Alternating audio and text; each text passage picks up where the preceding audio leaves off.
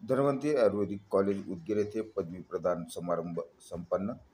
धन्वंतरी आयुर्वेदिक medical college व charitable hospital Udgir येथे शैक्षणिक वर्ष 2018-19 मध्ये प्रवेश झालेल्या तथा महाराष्ट्र आरोग्य विज्ञान विद्यापीठ नाशिक अंतर्गत 4.5 वर्षाचा अभ्यासक्रम व 1 वर्षाचा आंतरवासियता प्रशिक्षण कालावधी पूर्ण केलेल्या एकूण 56 विद्यार्थी व विद्यार्थिनीचा पदवी प्रदान वितरण समारंभ संपन्न झाला.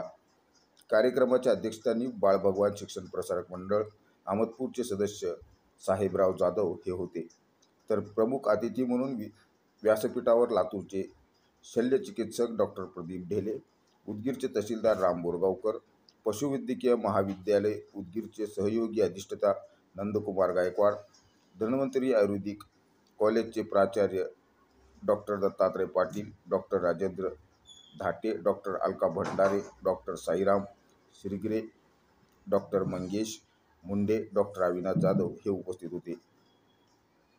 या प्रसंगी बोलताना तहसीलदार राम बोरगावकर म्हणाले की वैद्यकीय व्यावसायिकांनी सामाजिक नीतिमूल्याची जपणूक करीत आरोग्य सेवा टिकवून ठेवण्यासाठी सदैव प्रयत्नशील असावे.